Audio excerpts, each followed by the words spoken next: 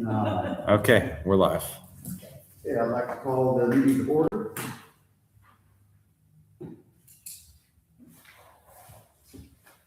Approval of previous minutes. Has everybody had a chance to read them?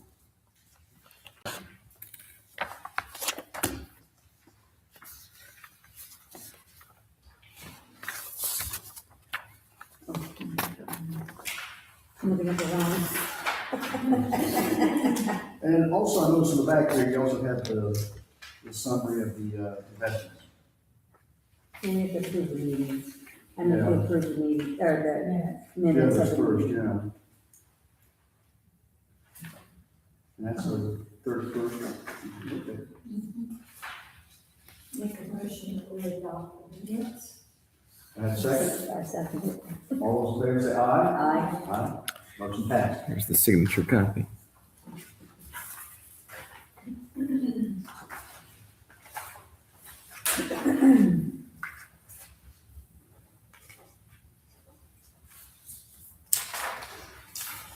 Make a motion that we keep the board, As is, officers as is. All those in favor? I second it. Aye. Aye. Motion passes.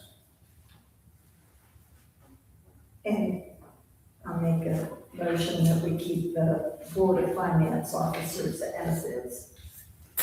I second it. Any opposed?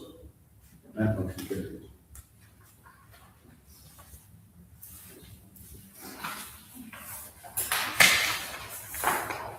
There you go, Anthony. Thank you, sir. Thank you. Here's our trustee.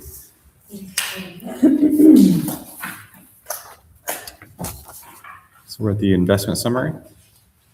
The investment. Okay. So as of December 31st, 2025, Center Township has total funds of $3,060,343.58. These funds are currently held across three accounts at two financial institutions: a money market account and a checking account at Community First Bank of Indiana, and a checking account at Security Federal Savings Bank. The remaining funds at the Security Federal Savings Bank will be transferred to the money market account at Community First Bank of Indiana, after which Security Federal checking account will be closed. At the bottom, you'll see I kind of made a table this year instead of writing it all out in paragraph form. I think it's a little easier to read and understand this way. I just want to make note of the money market account. We're getting 3.5% on that. I tend to make all deposits into that account and carry a operational balance in the checking account of $250,000. All told, I think at the end of 2026, we should earn somewhere around $80,000 to $85,000 in interest from that money market account, and that goes straight to our general fund. So I've got all the interest rates, and all this is the interest paid in 2025.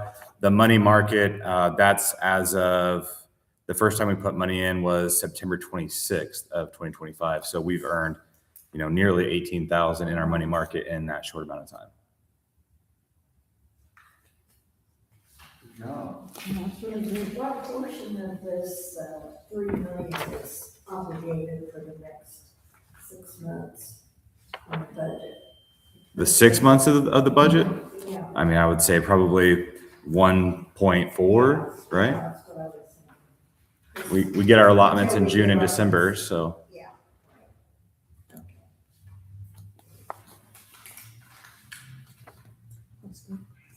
You don't have to make a motion on it, we just have to do a statement of it, Okay. so.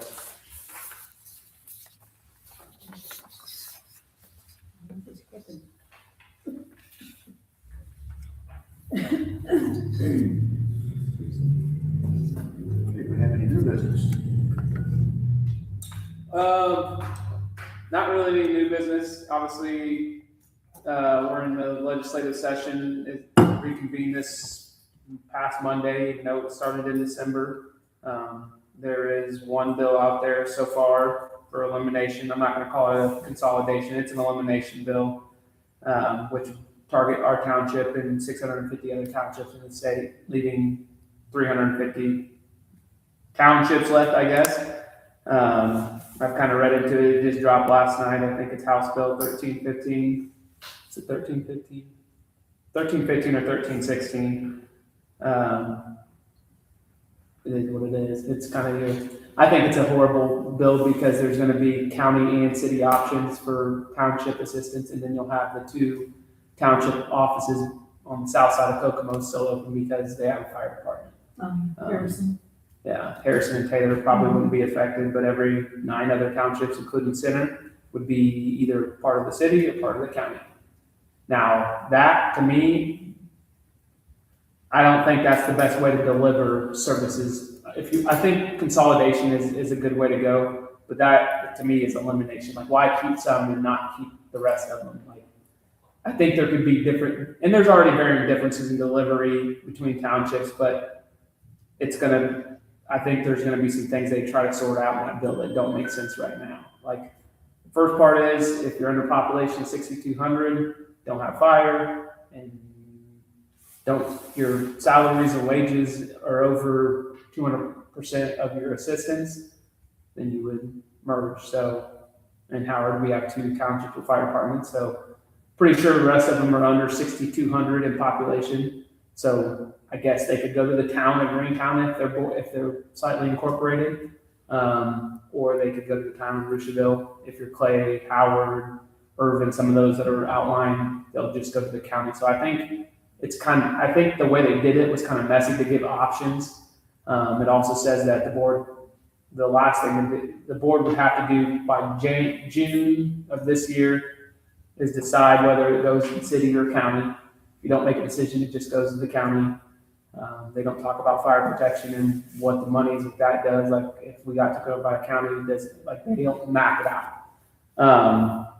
There could be other ones. That's the only one so far. I know this week is the deadline. There's supposed to be a merger bill out there, but it hasn't hit the Senate yet. So when it does come out, I guess whatever. There's going to be bills for townships. I mean, it's just what it is. That's not really new business. That's just some of the legislative stuff. I did get approached by a business. I don't know if it's the business owner or a representative of the business owner of last name Butcher. Daniel. Can't think of his first name. He's with Fortune Companies. They are trying to remodel that church right there, but in order to do that, they have to have a parking lot. So they tried to ask us for our parking lot across on Jefferson Street. They actually don't want the whole thing. They just want 12 pieces or 12 parking spots, but they have to own it to be able to fix up that church. I told them we had a board meeting coming up, came in maybe New Year's Eve. And I was like, well, I need to talk with the board. I said, I don't even know how we parcel it up. It's one parcel. But it may be, we don't maximize all of that parking spot, then it wouldn't be a bad idea to consider giving them maybe the small portion of the west side, as long as it was accessible during the week. If, not to say we can put that in writing, like, you need to let us use your parking lot during office hours, but I don't know if it's a church. It was very vague. Maybe apartments, I have no idea, but in order for them to get a permit to build, they can't do it without designated parking. And right now, that's the thing they don't have. So he came in once a few weeks before that, talked to Darla. I came up at the end and I was like, parking where? And they were like, over there. I would say it's hardly used to maximum capacity. We try to direct our clients over there, but we do notice it is a hazard sometimes to have people walk across the street. I'm not totally against it. I don't know what it's worth to give up half of it and still have some parking and an additional parking that we would have would be nice. I wouldn't want to give it all up because I think we do use it at certain points. But they said they could help with walking us through how to parcel it, how much space they would need. He said 12 spaces, so I couldn't imagine it being that big of a dent. It's a pretty large parking lot. But I did tell him I would take it to you guys. Now, there's a procedural thing before he can't just come on, ask for 12 parking spots and we sell it to him. We'd have to have an open public hearing and I don't even know how to get it I don't know how to go and get it parceled out of parking lot after the fact, but is it something that if you guys are interested in, we could look into it, not saying that we're going to do it, but to me, I would rather see that building refurbished and something actually going there than it be a vacant church that nobody really is gonna do anything with if they can't move forward. But there is gonna be some steps to get there. We can't just have a company come and ask us to buy our stuff. We have to offer it to the public. We have to check through our legal systems to make sure that, that we're doing it the right way. But I did want to, just bring it to you guys, and you don't have to make a decision today. Or if you want to, just to look into it, we can move forward with that. But it doesn't mean that we're selling it tomorrow either. I think we ought to look into it. I mean, that's a big building and it's sitting there, it could be useful. Yeah. And we could be part of helping that out. I'm not opposed to seeing what they're gonna do. And I asked him, I said, well, could you guys keep, because there's basketball goals over there. I said, could you keep the basketball goals, like even if it's not that part of it, it's not our parking lot. I said, there are kids in spring and summer that do play on it. Like, we've replaced the nets. I don't think it's going to be a big deal to go string up a new net every 3 or 4 years. I did tell him about the dip. We talked about the parking lot. I said, it's got a big old dip in it. He said, we'll take it as is. I said, even better. Yeah. So I told him, I said, I can't make a unilateral decision like that because there are procedures we have to do to actually sell property of ours.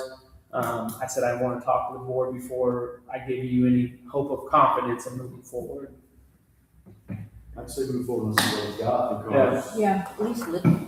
Maybe they'll come to a meeting or something, or I'll talk to our attorney and see what we need to do if we're going to offer it up. But if they can direct us how to get in contact with the assessor's office or whoever needs to tell us how to reclassify or reparcel it out, because it's one parcel, and I don't even know where to start with that. So that's. I think he would have to hire, it So, would be up to them to do it. Yeah. They would have to get a surveyor, survey out the part that he wants, and then that could be submitted as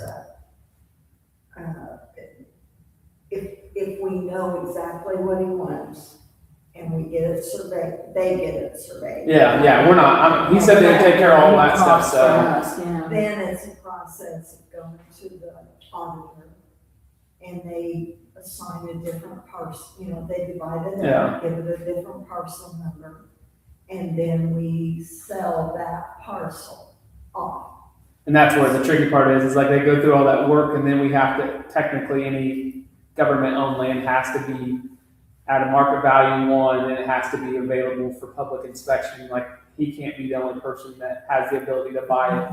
It has to be open to everybody. So I want to check with, after you guys, I'm going to check with the attorney, what would be the process of, can he go get it surveyed, that knowing it's not guaranteeing any, Right, we're not. any purchasing, but I was just like, I don't even know where to start. I can't tell you yes. I And don't know that it has to be publicly offered for sale on that. that's what I want to check with I think we have to, there's some part of it that has to be done in a public hearing. It doesn't have to be publicly auctioned or anything, but I'll check with Jeff Bellamy, the attorney, just to make sure what's the proper way to do that. We don't have to advertise.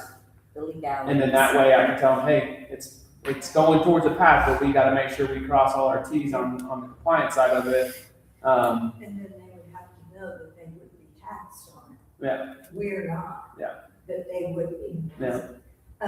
Going back to the 350 roughly townships, so are you saying that the 350 that they're talking about leaving are ones who have their own fire departments? That's what- Basically, that's what they ended up with. If- 350. And if there's, I guess I don't have the GIS data, but the first section of that bill talked about those under 6,700 population, or doesn't have a fire department.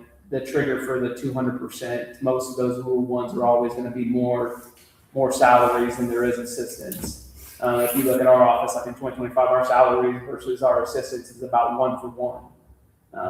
So if you don't have a fire department, they're really, different parts of the state are different. But some counties, they have 12 township-owned fire departments. We have 2.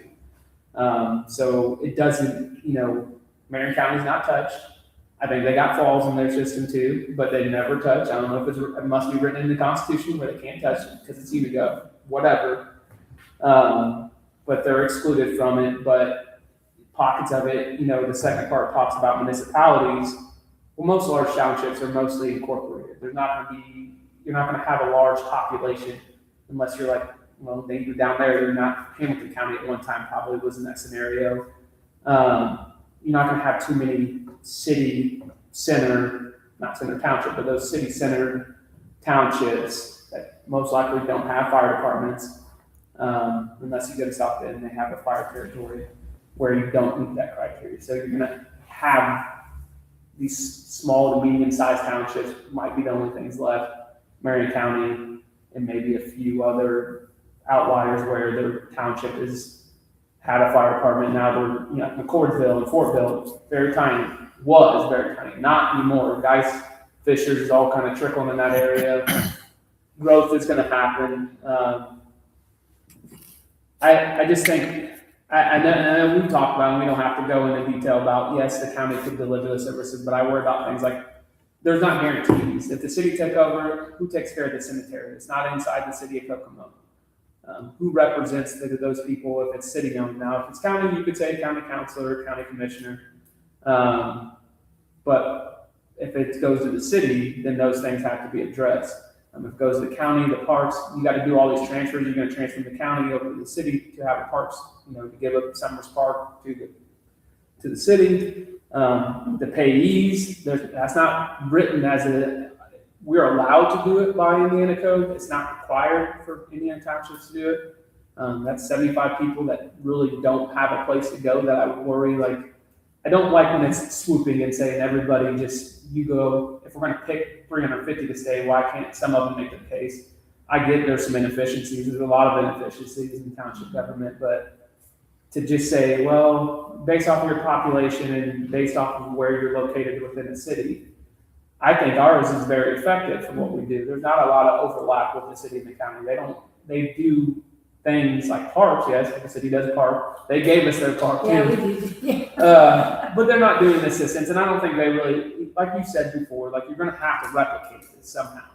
Is the cost savings really gonna be replicated if you still have that office sitting over there?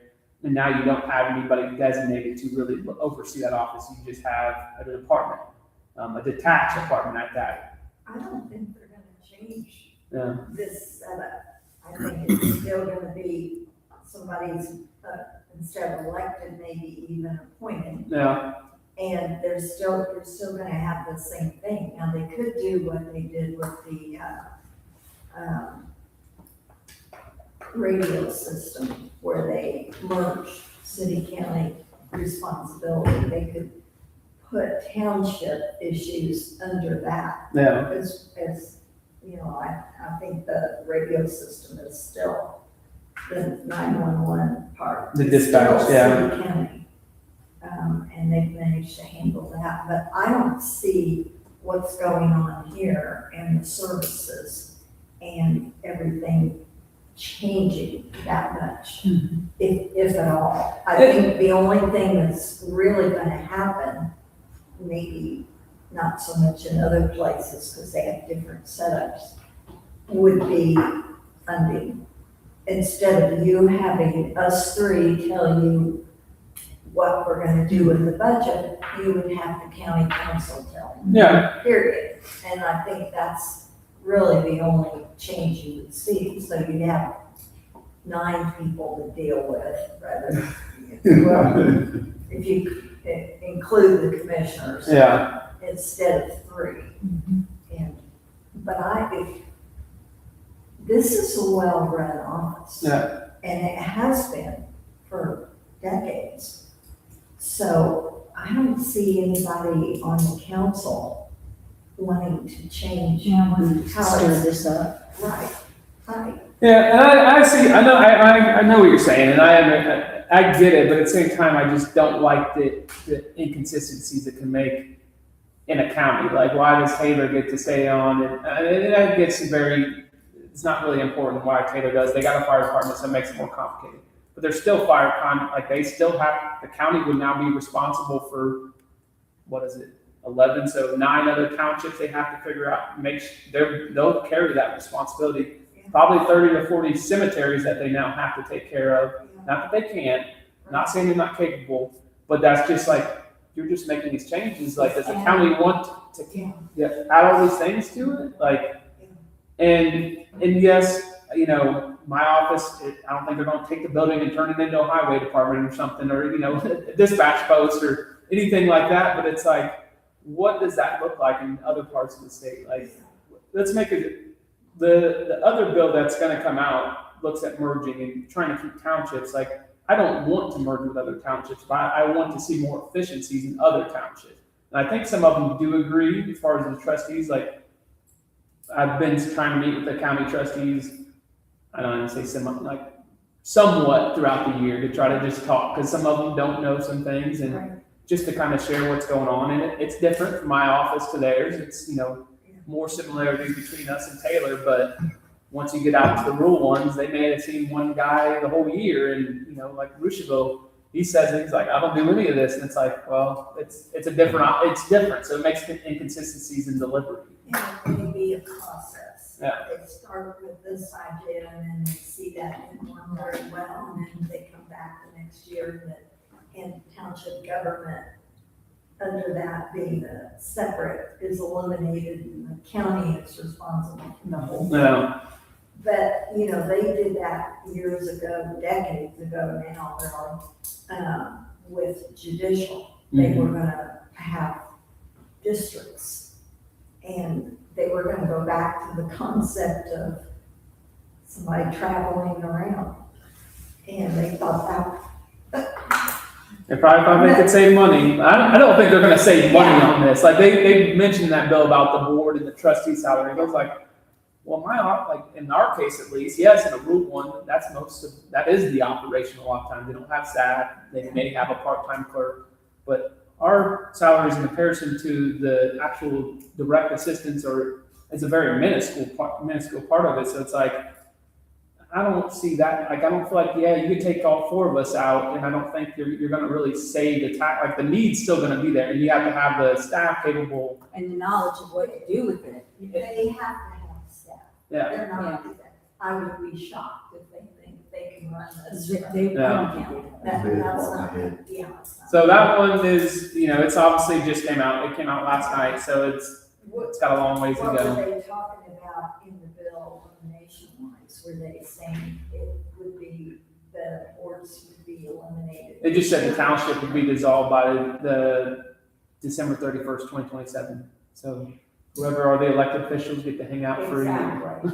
Yeah. Which I think is silly too, because that's like, why would you be on the ballot? Like, why would you even want to sign up for something if you don't That's what expect I'm to be there? thinking about, but if it's not, I don't know that this is statutory, I didn't really, but I don't think we are, which means that if the legislature does their statute about it, we're eliminated. Yeah. The other situation, and I don't have a problem with that, but the other situation is if we are statutorily,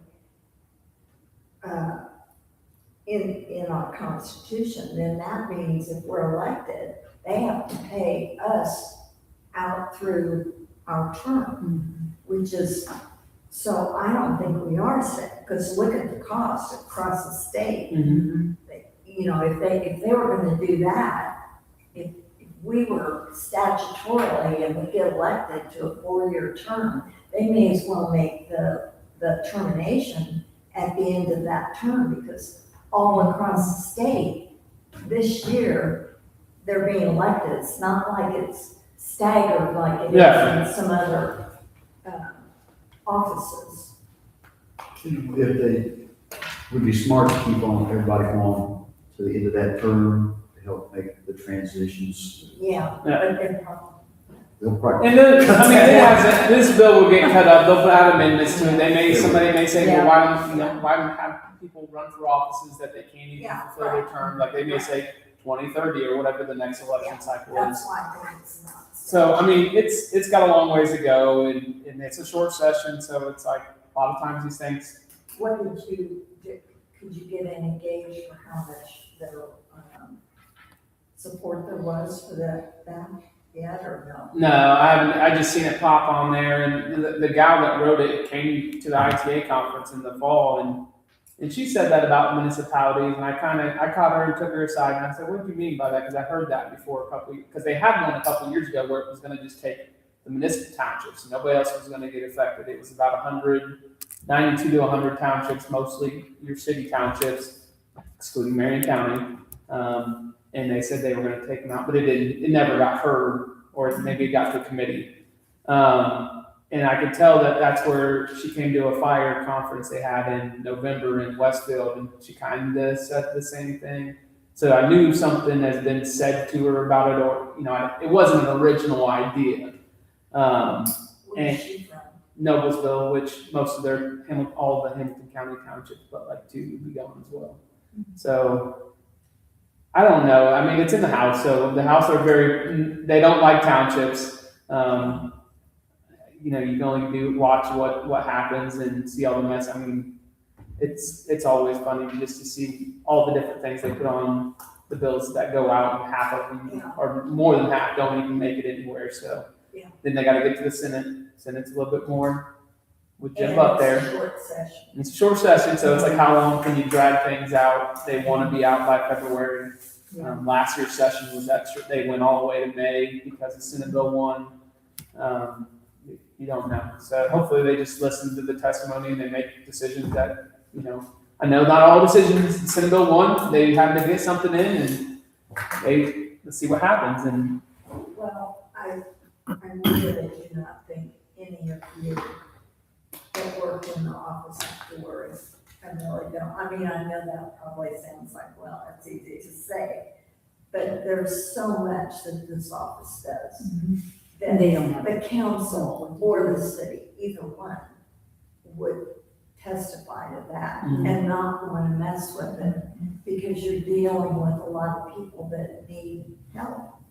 And city and county are not prepared to deal with that.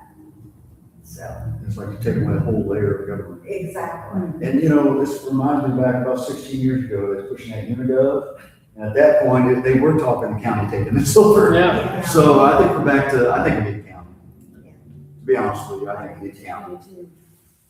And I remember I sat in some of those meetings. Dog and Pony Show. Well, I remember, a good friend of mine was the chief justice when we were talking about all that. I said, would the judges go by horse or?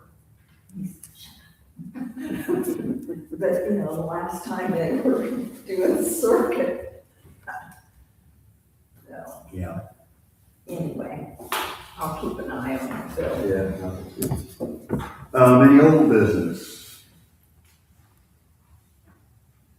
Okay. No? I noticed the next meeting here is February the 10th of 26. so that will be 4:30. our AFR meeting. So that one will take a little bit more. That doesn't mean we'll be 2-3 hours, but it does take a little bit to go through it. So, I think that's one of our required meetings. We have to adopt our annual report. We'll try to get the board materials to you before then to review. Don't want to come here and say, look through all these pages and figure out what's going on. So, and then I think Darla had the calendar that we Right. talked about for the past couple meetings.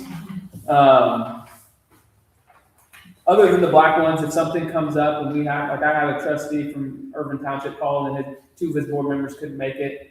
It is a law saying you're supposed to have this meeting. I don't really know what to do if you couldn't, just tell the state board of accounts. I told the trustee, I said, well, 1, it's not your meeting. They have to organize.